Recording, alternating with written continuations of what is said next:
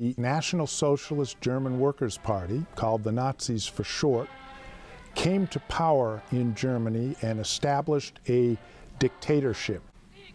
They suppressed all dissent within Germany, making it a crime to criticize the regime.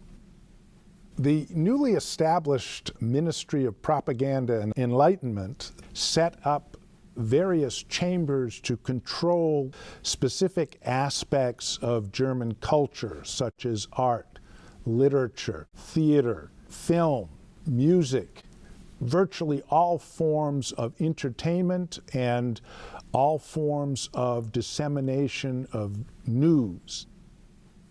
In 1933, in April, Nazi German students decided to organize a nationwide book burning program to eliminate foreign influence, to purify German culture as they saw it. The controversial Confederate statue of Robert E. Lee that was removed from downtown Charlottesville, Virginia 2 years ago has now been destroyed. It has been melted down to create another public piece of art by the Jefferson School African American Heritage Center under the Swords into Plowshares project.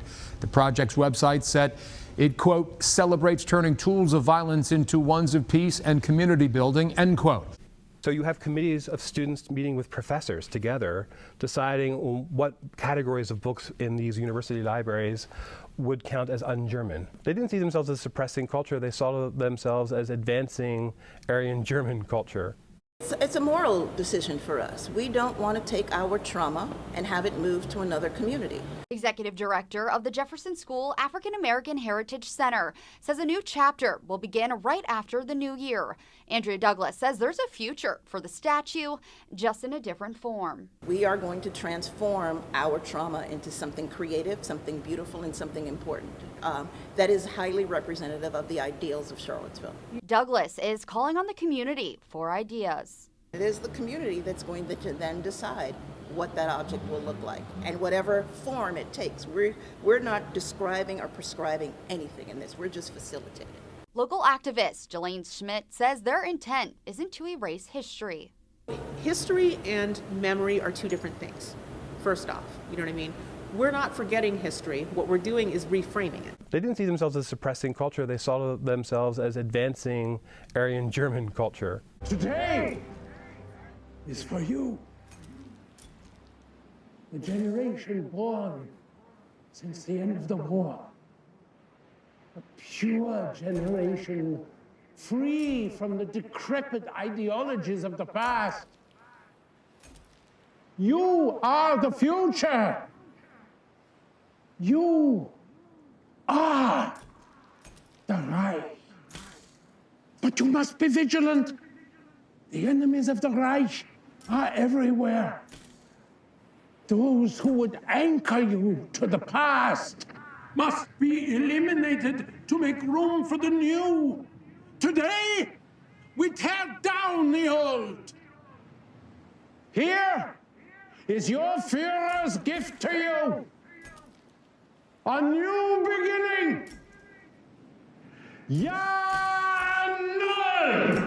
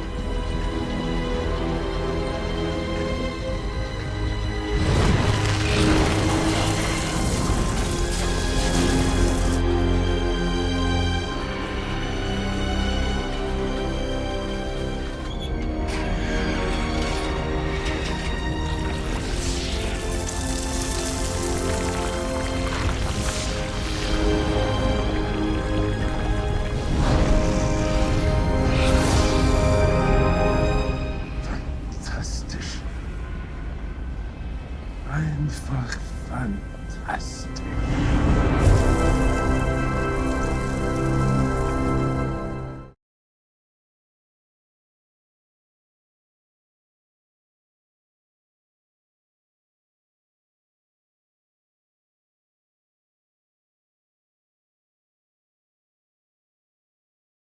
Abraham Lincoln asked Robert E. Lee to lead the Union forces. Robert E. Lee thought of himself first as a Virginian. He refused to do so and in fact resigned his post. He would not take up arms against his fellow Southerners, even though he adamantly opposed secession and he viewed slavery as an evil. He did not fight for the South until his home state of Virginia was invaded. In his time, he was loved and respected by both the Confederate Army and the Southern people. Curiously, following the Civil War, this high admiration carried over to include the people of the North, and Lee became a cherished figure for all Americans. During the war, when Abraham Lincoln looked at a picture of Lee, he remarked that a man with such compassionate countenance had to be a good man. Lee eventually became the president of Washington College in Lexington, Virginia, which is today Washington and Lee University. During this period of time, he did everything he could to create reconciliation between the North and South.